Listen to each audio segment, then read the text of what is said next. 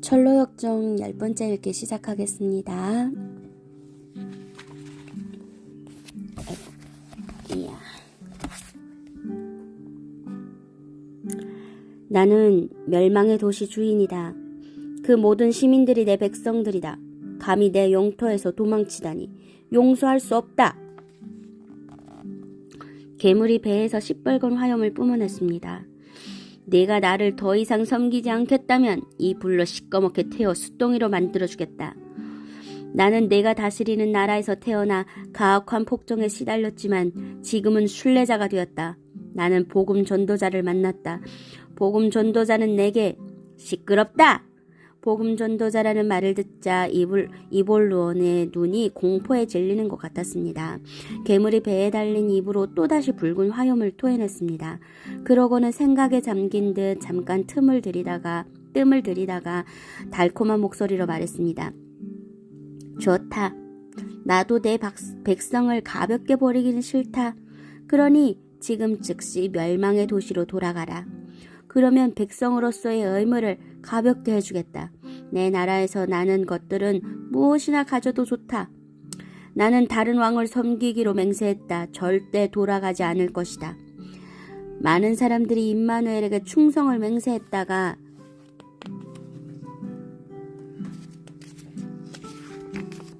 다시 내 수하로 돌아왔다. 이전의 주인을 쉽게 떠났으니 지금의 주인을 떠나기도 쉽지 않겠느냐? 절대 그럴 수 없다. 크리스천이 여전히 칼을 겨눈 채로 말했습니다. 나는 그분의 지배와 통치, 그분의 백성들과 그분의 나라를 사랑한다. 너는 내게 아무것도 줄 수 없다. 나는 더 이상 내 백성이 아니다. 더 이상 가까이 오지 마라. 나는 임마누엘의 종들이 행복한 결말에 이르지 못하는 것을 보아왔다. 아볼론이 고소하다는 표정을 지으며 빈정댔습니다. 그리고 왼손에 들고 있는 불타는 창을 만지작거렸습니다. 왜 그런지 아는가? 내가 이 계곡에서 거의 다 죽였기 때문이다. 크리스천은 아무 대답도 하지 않았습니다. 대신 방패를 굳게 잡았습니다. 임마누엘이 너 같은 놈을 백성으로 받아줄 거라고 어떻게 확신하느냐? 너는 첫째 주인을 배신했다. 그것만으로도 내가 이미 둘째 주인에게 충성하지 않았다는 게 증명되는 것이다. 내가 언제 그분께 불충했느냐? 아볼론이 크리스천을 노려보며 한 발짝 더 다가왔습니다. 절망의 수렁에 빠져 거의 죽을 뻔했을 때, 무거운 짐을 없애려고 옳지 않은 방법들을 시도했을 때, 사슬에 매어 있는 사자들이 두려워 거의 돌아가려 했을 때, 아름다운 궁전에서 너의 그 잘난 승리에 대해 말하며 자만심에 부풀었을 때가 바로 그렇다. 내 말이 옳다. 크리스천이 수긍하며 말을 이었습니다. 아니, 너는 그 밖에도 많은 것을 빼먹었다. 그러나 내가 섬기는 왕은 자비가 충만하심으로 그 모든 것을 기꺼이 용서하실 것이다.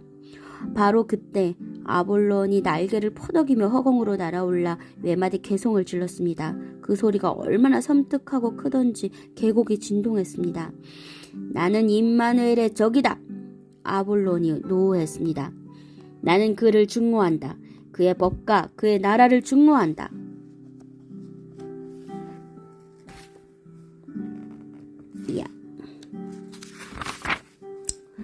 그러고는 쿵 하는 굉음을 내며 크리스천 바로 앞에 내려앉았습니다. 아볼론의 발이 격렬하게 땅에 닿는 순간 땅이 쭉 갈라졌습니다. 그러나 다른 무엇보다도 그의 순례자들을 가장 증오한다.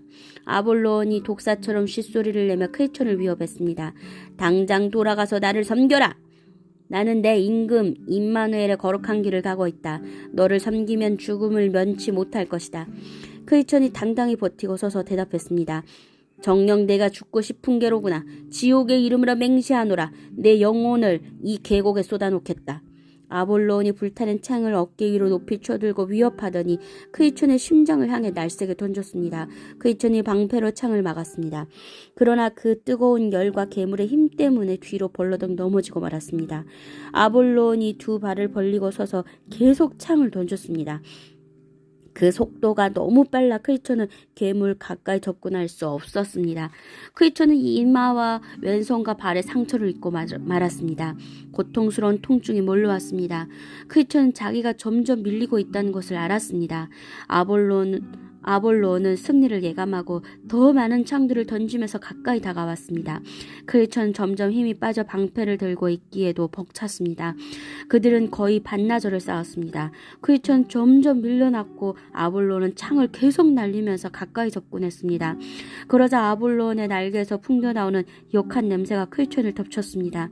게다가 이마에서 흐르는 피가 눈으로 들어가 크리처는 날아오는 창이 잘 보이지 않았습니다. 크리처는 적에게 가까이 다가가 검을 휘둘러 보지도 못하고 계속 당하기만 했습니다. 크리처는 다시 한 걸음 물러나자 아볼론이 공중으로 날아올랐다가 쿵 소리를 내며 크리처는 바로 앞에 내려앉았고 크리처는 그 충격으로 균형을 잃었습니다. 이에 아볼론이 더 가까이 오더니 날개를 퍼덕여 크리처를 땅에 내동댕이 쳤습니다. 동시에 크리처는 칼을 놓치고 말았습니다. 아볼론이 배에 달린 입으로 화염을 뿜어내며 승리의 괴성을 지렀습니다.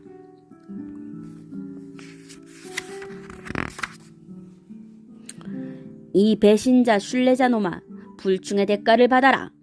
아볼론이 다시 허공으로 날아올랐습니다. 이번에는 땅에 쓰러져 있는 크리처의 몸에 올라탔습니다.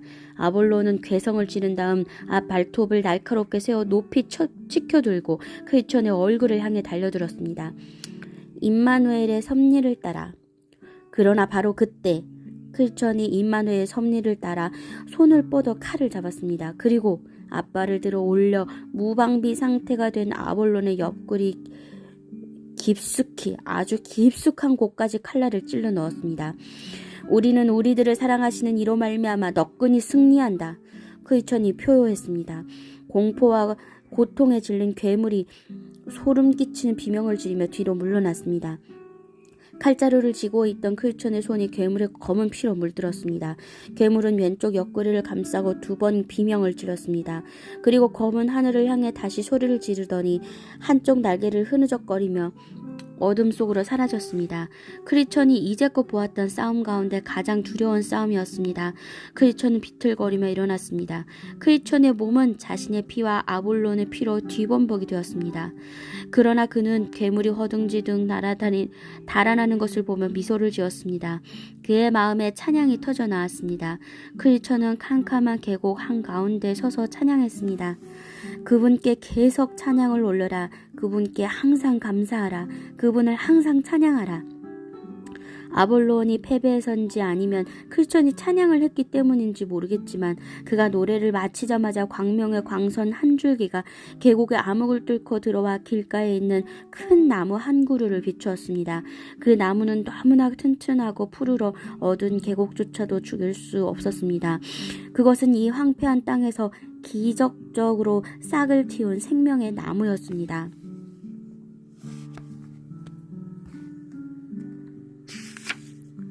크리처는 출혈을 먹게 하고 쓰라린 상처를 치료하고자 그 나무의 잎으로 피를 닦아내고 상처 부위를 감쌌습니다. 크리처는 그 나무 아래 앉아 강력한 광명의 빛을 온몸에 받았고 아름다운 궁전의 문지기 경계가 준 빵과 포도주를 먹었습니다. 잠시 후에 그는 원기를 회복하고 일어났습니다. 그리고 다시 칼을 뽑아들었습니다. 아볼론과 같은 적이 언제 어디서 또 나타날지 알 수 없기 때문이었습니다. 아볼론 같은 적은 더 이상 나타나지 않았습니다. 그러나 그것보다 더 흉악한 적들이 도처에 도사리고 있었습니다. 사망의 음침한 골짜기. 겸손의 계곡 끝자락은 사망의 음침한 골짜기로 이어졌습니다. 아볼론의 계곡이 어두웠다면 이 골짜기는 암흑 그 자체였습니다. 크리처의 앞에 펼쳐진 길은 검고 또 매우 불안정했습니다. 땅은 독으로 가득해 모든 나무들이 죽어 있었습니다. 그 땅에 떨어진 빗물은 즉시 독으로 변해 나무 뿌리에 스며들었습니다. 골짜기에 부는 바람은 뜨겁고 메스꺼웠으며 사람이 내는 소리라고는 생각하기 어려운 소름 끼치는 한탄과 신음소리를 싣고 왔습니다. 그곳에는 이름 없는 생물체들만 살고 있었습니다. 크리처는 검을 뽑아들고 골짜기 입구에 섰습니다. 그리고 약간 떨렸지만 용감한 목소리로 말했습니다. 나는 임마누엘의 이름으로. 그런데 어디선가 공포에 질린 비명이 들려 크이천은